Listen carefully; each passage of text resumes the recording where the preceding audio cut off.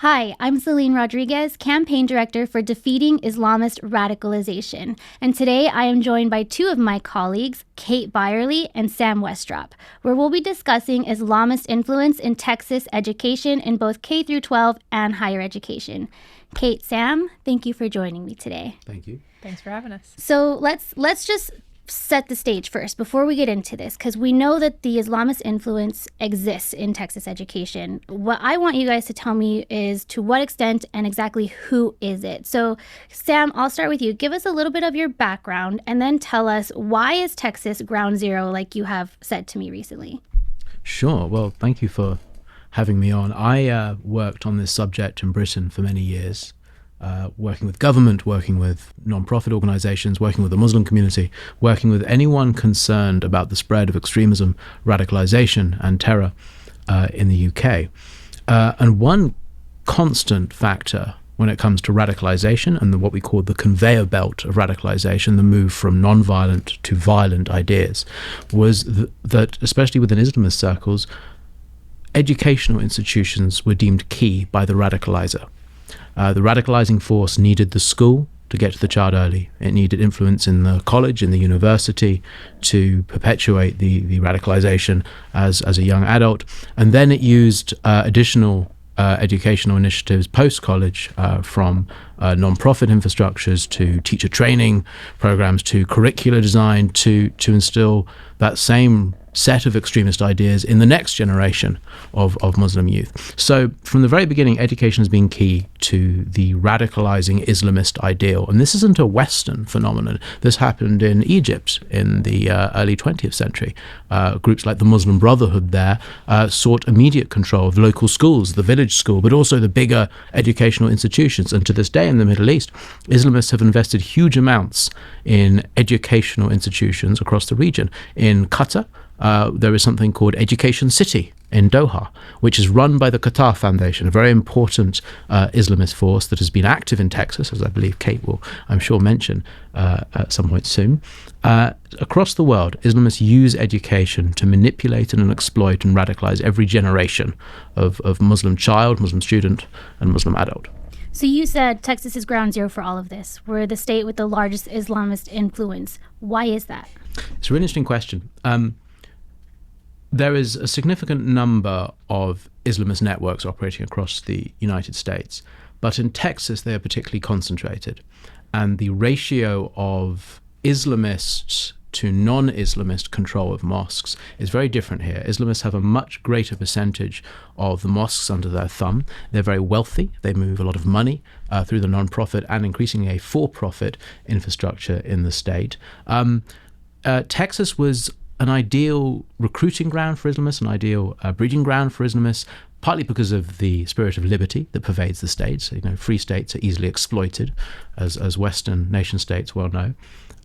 But also because, and I think the sad fact is that red states are sometimes a little more lax in understanding the threat. They think it can't happen to them because they see the ease with which the left is exploited by Islamist forces, and they assume the same won't happen in a red state. They'd be wrong. Islamists look to exploit every aspect of the polity. And Texas was an early target for Islamists. Today, we have about 7 major Islamist networks operating across the state. There are about 700 Islamic organizations. About the 7 networks control about a third of those organizations, raising almost $500 million of revenue each year. This is an enormous multi-billion-dollar industry, and Texas is now one of the leading outposts for Islamism in the West. Let's get into that. It's very ingrained in Texas, you said, at every level, right? So Kate, first I want you to also tell us what is it that you do here at TPPF, and then I want you to give us a quick update on recent developments here with the State Board of Education. What just happened with Islamist history and the SBOE? Yeah. So I'm the education campaign director here at the foundation. So we look at policies that will make Texas education the freest place on earth, and how we can make our education system better than any other state and have other states follow suit as to what we're doing in the policy world here. So we focus on K through 12, higher education, and dabble in the workforce, as I should say. But last week was historic. On Friday evening, the Texas State Board of Education has passed new social studies TEKS. TEKS just stand for Texas Essential Knowledge and Skills. And so they looked at a chronological and comprehensive social studies curriculum, and from kindergarten to 8th grade, and 8th graders would have to do a capstone project in Texas history. And this was historic. I mean, we watched hours and hours of public testimony, and a lot of people that opposed this chronological and comprehensive curriculum we saw some Islamist radicals up there testifying against particularly the African slave trade and the Arabs in their role there, and also the Barbary War. But like I said, this is a huge win for Texas families and Texas kids. That's really great to hear that the people are getting involved now because they're seeing it. I think, Sam, to what you just said earlier, it's been happening for generations, is what you've been telling us. But now, these past couple of years specifically, it's much more kind of in your face than it ever has been. And I think a lot of that is because of what's happening in our schools. So I want to get into, you wrote something called the Islamist Schools Industry in Texas, where your data counts almost 800 Islamic educational initiatives that across the U.S., and 90 of those are in Texas. So what exactly does that mean? What are those 800? What are the 90? What does that mean for Texas, though, for our school system, that 90 of them operate here? So the first thing to say is that there are non-Islamist Muslim schools in the US. The sad fact is, however, they are the minority. The majority of Muslim schools are controlled by Islamist organizations, Islamist networks, mostly these 7 networks that I mentioned earlier. A few decades ago now, there was a concerted decision by a number of Islamist movements to start establishing private Islamic schools. There was an initial thought to move Muslim children into homeschooling, but a decision was made to start establishing private Islamic schools. And the thinking was pushed by 2 factors. First, they recognized that private schools in the US get a significant amount of government subsidy. This would be an excellent revenue producer for American Islamism. The second reason was that the perceived deviancy of the non-Muslim world, especially within the public school system, was seen as a threat to Islamist control of Muslim communities. How could they keep kids segregated and adhering to the right Islamist ideal if they were exposed to all sorts of foreign and, deviant ideas, as the Islamists put it, in the public school system? Now, this might sound slightly familiar because there are, of course, legitimate grievances with what happens in the public school system held by many communities across the country, religious and not. And so many over the past few years have moved their children and their money into the private school system. Indeed, states have responded to this by increasing the range of financial subsidies for private schools to allow people to have that choice and not be stuck with the public school system. This could not have suited the Islamists better.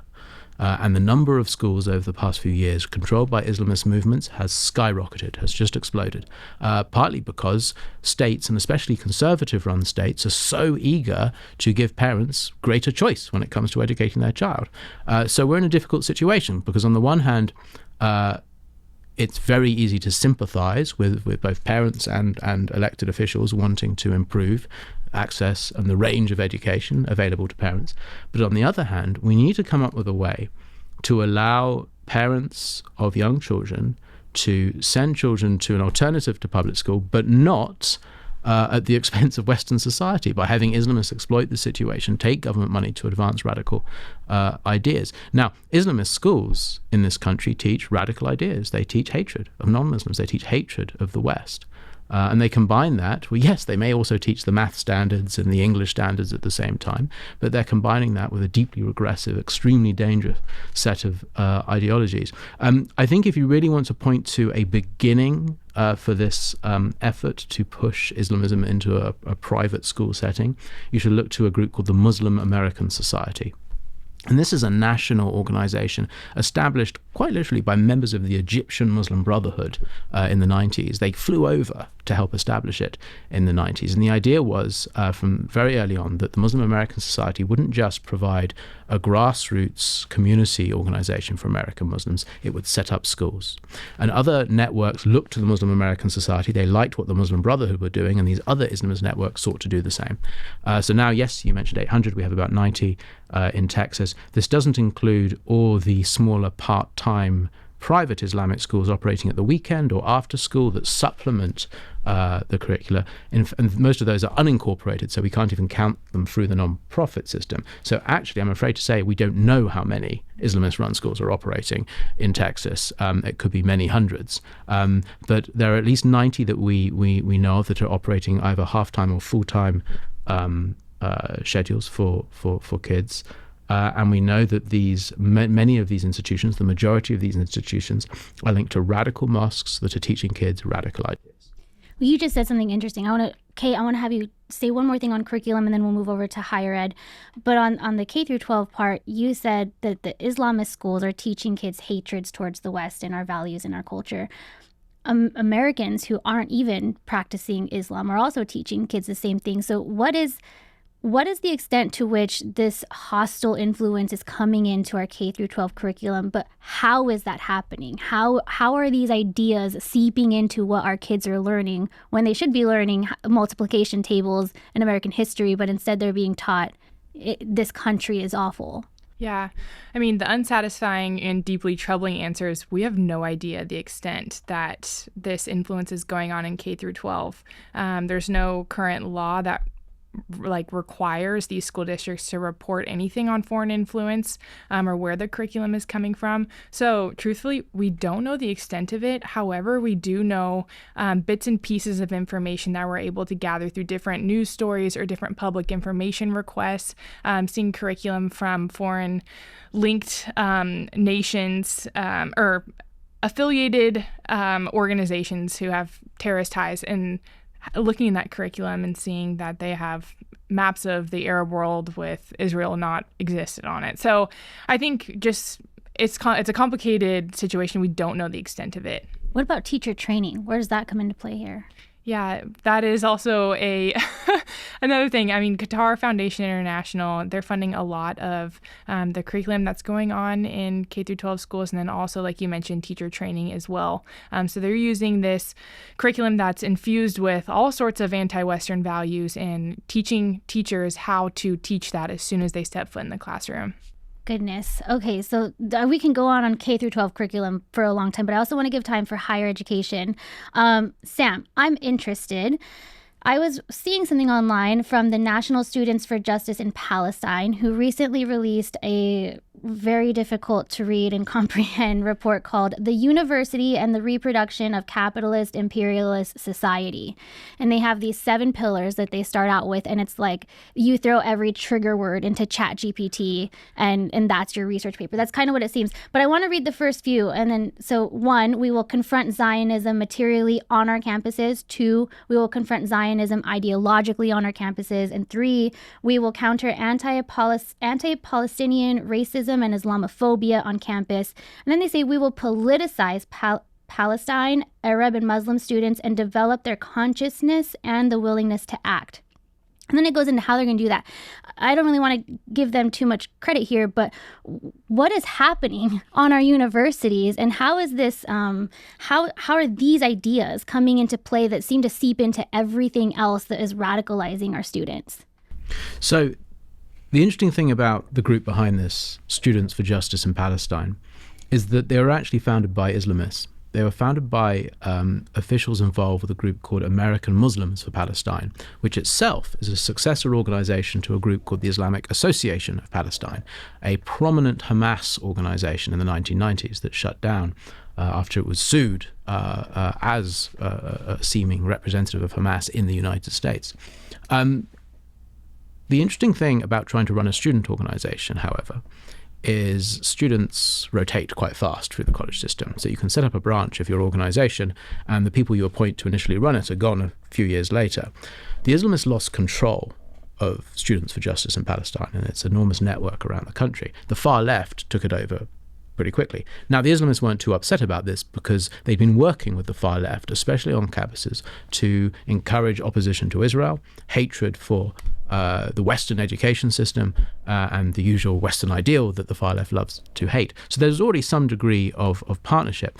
But the far left took the initial idea of Students for Justice in Palestine, which was to be a pro-Hamas, anti-Israel organization, and broadened it to be a much broader far-left Marxist movement that campaigns for buzzwords like this. I think at one point in that document they call for the mass suicide of the faculty, and there's some extreme ideas in there that I very much associate with the Stalinist left that I knew quite well in Britain. But it's no stranger to the US either, which has dealt with Marxism in campuses since the end of the Second World War. The danger here, and you just have to look to things like the shooting of 2 Israeli embassy staffers in DC a couple of years ago, or the other acts of violence involving far-left agitators over the past few years, is that these groups are like Islamists. They run a conveyor belt of radicalization. And kids exposed to SJP and documents like this, some of them go on to join groups like the Singham Network, an important collection of CCP, Chinese Communist Party linked organizations that promote radicalism and have been, yes, linked to acts of violence against Jews and against other targets across the United States. So this is not an Islamist question. This is absolutely parallel, however, to the Islamist threat. And no wonder the Islamists and the far left like to work together, because they're both after the same thing: the dissemination of radical ideas at the educational level that then lead to violence upon graduation. So we're teaching kids in K through 12 hate America, revisionist history, and then we send them to college where they're taught even further why to hate America. And to what you noted earlier about the boards, it says we will assert democratic say over our institutions, uniting all sectors of campus to unseat our board of trustees as the dictators of our universities. So, I can't wait to send my 3 kids to college.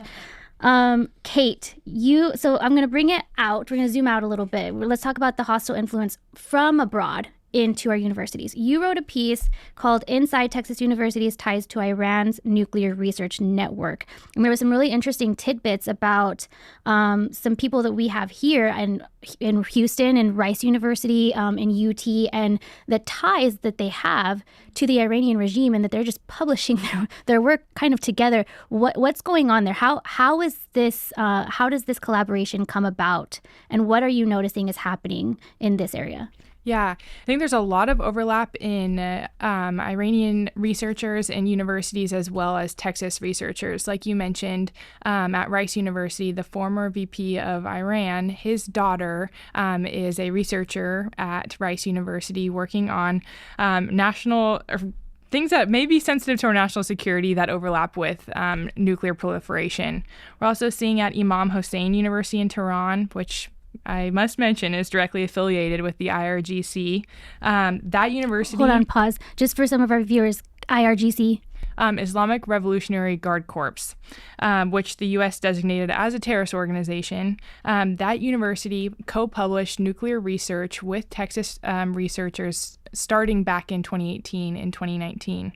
And when looking at the whole host of researchers and professors, particularly a lot of them are concentrated at Texas A&M, they also have their degree at University of Tehran. Now, there's nothing inherently wrong about this. However, it just raises the question, where's all this information going? And a story to kind of illustrate, illustrate this point of where's this information going. Several years ago, there was a gentleman by the name of Omid Kokabi. He was a University of Texas PhD student, and he went back to Iran to go visit his family and ended up getting arrested there because he refused to give Iran his sensitive research that he was working on at UT. So they want that information. They know exactly what they're doing. And these partnerships in sensitive areas that raise national security questions should be examined.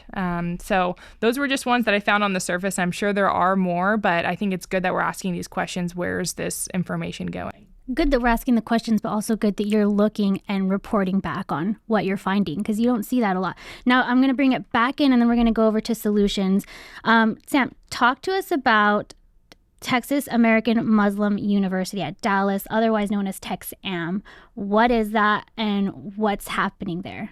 Oh, that was an interesting effort by some North Texas activists linked to a group called Jamaat-e-Islami, which is a South Asian Islamist movement formed not long after the Muslim Brotherhood, and it's often referred to as the South Asian cousin of the Egyptian Muslim Brotherhood.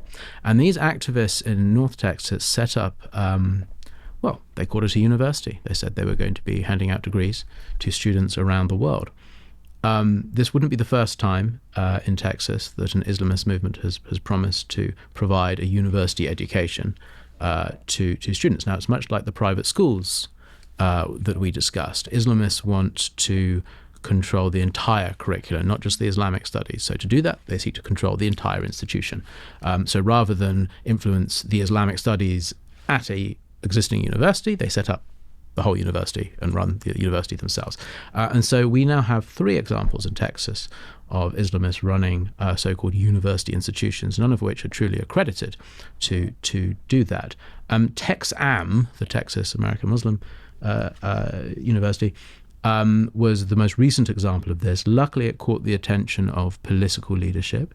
I think partly thanks to TPPF and other groups who are sounding the alarm about this. And there's been some concrete action by the state to stop this group abusing the university name, the university system, especially when they're not accredited to do so.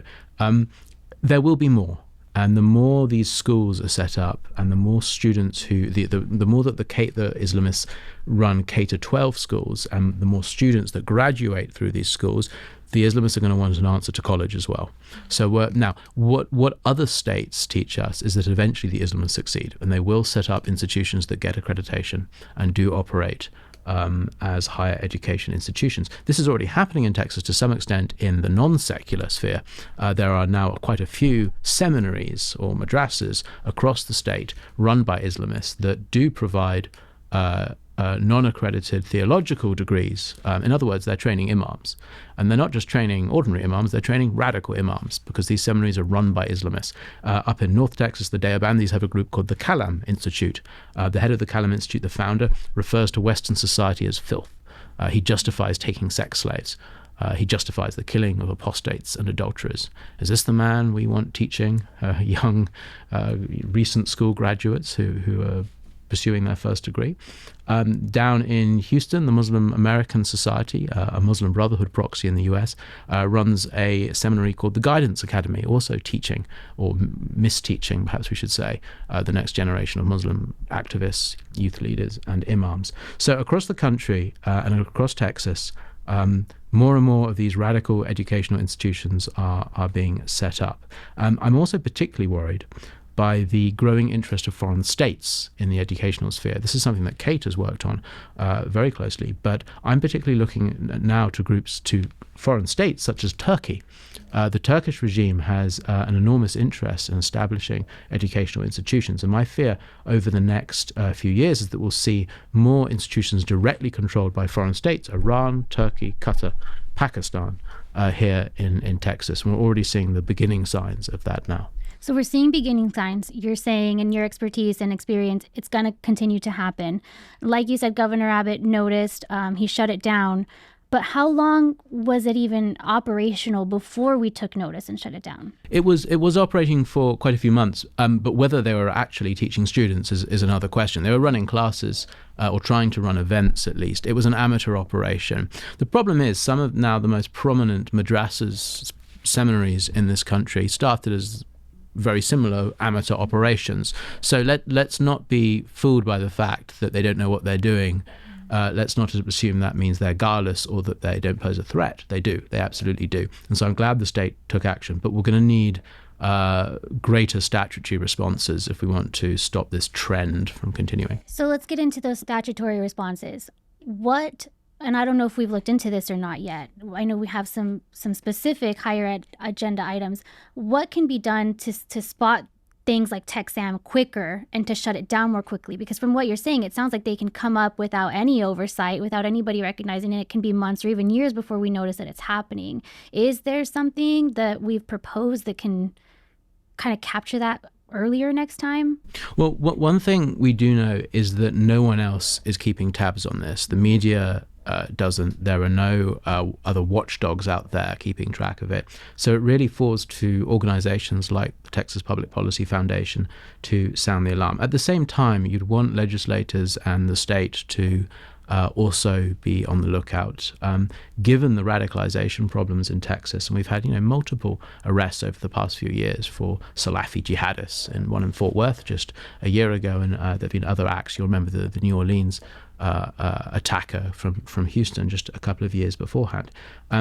We've got to impress that the link between these non-violent extremist instances and this ultimate expression of violence, we've got to convince policymakers and the state that there is a link between these two things, and that stopping these educational institutions in the first place is key to preventing the violence that it yields in the end. So no, there currently isn't a process to identify these groups and these efforts to exploit and manipulate public institutions and public infrastructure. There absolutely has to be, and it's something we should set up. Kate, it sounds like you've got a lot of investigative work I know. in your future. Thank God you're so good at it. But let's get into the work you have done, Kate, because I know, so we had a successful passage of House Bill 127, right, last legislative session. So that passed with overwhelming support in the House, and it took effect last September. What does that do? Tell me about this Higher Education Research Security Council that it created and how that's going to help identify some of the problems that we're talking about today. Yeah. Just to take a step back, to give you an idea of what's going on federally, all universities are required to report any gifts or contracts they receive from a hostile foreign nation valued at $250,000 or above. And Texas decided to go a step further this past session and decided to put a prohibition on public universities from accepting any funds from a hostile foreign nation. Now, the problem is our hostile foreign nations are way too savvy just to write a blank check with their name on it to our public universities. They're actually routing this money through intermediaries. We're seeing this with the CCP routing funds through the Cayman Islands so that nothing looks suspicious on the federal data. So this is a great first step. That bill that you also mentioned, House Bill 127, it set up a Research Security Council. In theory, this is a wonderful idea. We do need a council to get together and put their brains together and think, gosh, what's the best thing that our public universities can do? But that's not enough. That's the council that the other student group wants to overthrow, right? Yeah, well, the dictators of the universities. Yeah, but it's headed up by Texas A&M, which I'm sure you've seen all the news stories that they're historically the worst at reporting. And another thing that that we're looking at building upon this bill this next session is capturing affiliate organizations. So we see universities, they will have affiliate organizations. For example, at Texas A&M, they have their engineering experiment station, which they focus on military research, cybersecurity, nuclear proliferation. And their spokesperson thought that they would be exempt from the federal reporting guidelines because they are an affiliate and they don't act on behalf of the university. Now, thankfully, Representative Leah Wilson, she introduced a bill, House Bill 4195, that would actually capture these affiliate organizations and capture the intermediaries as well. So what this bill did, it's very simple. It would require all universities to report down to the dollar amount, not the $250,000 threshold. Right, because they could just say, we're giving them $249,000 and to not bypass trigger it. Okay. Exactly. And we think that there should be a penalty for noncompliance. This is a serious issue. And universities are much more likely to comply if there's a financial penalty involved. And another huge thing about this bill is it also covers K through 12. Like I mentioned a couple minutes ago, K through 12 is a black box. We have no idea what's going on. This would put the same protections on K through 12, so we would at least get a better idea of what's going on and have taxpayers know where's the money going towards, and putting that to light. Where is that money going towards, indeed? So those are some great solutions.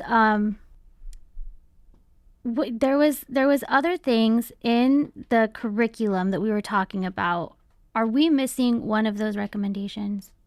The Trace and Reject Act? There you go, that one. Yes. Senator Ted Cruz, he has introduced the Trace Act, which basically this would allow parents to know where their schools or where their child's school's curriculum is coming from. It's just a transparency measure, and knowing where the curriculum is coming from and where the school teachers are getting paid if it's not inside the U.S. And so on top of that, we want to take that framework and add the reject part of it. So be trace and reject. So if there's anything linked to any hostile foreign nation or affiliation or any intermediary, that would be outright rejected. So it sounds, for what I'm getting from this, is there's a lot of things we don't know. Correct. We don't know who's influencing the curriculum. We don't know where exactly all of these networks are operating from or who's imposing them in certain schools. So like I said, a lot of investigation work that we're going to be having to focus on, especially because the legislative session is coming up so close. So we have to. And I'll add to that, one more thing we don't know is how much money moves into all this domestically. Because for a start, foreign entities can also circumvent the disclosure system by moving money through the 501c system first. So if China or Pakistan or Russia or Turkey want to fund a public institution, a public university in Texas, they can simply set up a 501c, route the money through there, and it's not reported as a foreign donation because it's become a domestic donation thanks to the 501c intermediary. But the other point to make is that the vast majority of domestic Islamist non-profits do not file a tax return. Many of them do not file because they claim the church filing exemption that the IRS allows religious organizations that are churches to not file a return. However, a lot of Islamist organizations, which are fundamentally political groups, and it's not my description, I'm saying this is literally their self-description, groups like the Muslim American Society, which I mentioned earlier, it's a youth organization whose purpose is to proselytize, promote Islam, engage in activism, oppose Zionism, all these things. It is not a mosque. And yet it claims the mosque filing exemption with the IRS by virtue of the fact that it does have a prayer room in some of its institutions. So as a result, we've no idea how much money is moving from these organizations to public schools, public universities, other public institutions, and other private nonprofits around the country as well. There's a huge amount we don't know. The worrying thing for me is that the small amount we do know is too much, and it's terrifying. So it's not just oversight over curriculum and teacher training, and it's also oversight over all of these nonprofits, and that is a really big landscape that we're going to have to cover. But it sounds like we've got the best team to cover. And also, Kate, I want to notice you talked about House Bill 4195. I believe TPPF got a shout out from Congressman Self today on the House floor for working on that with the Texas legislature. So great work there. That's awesome to know. Yeah, we'll have to go track that down.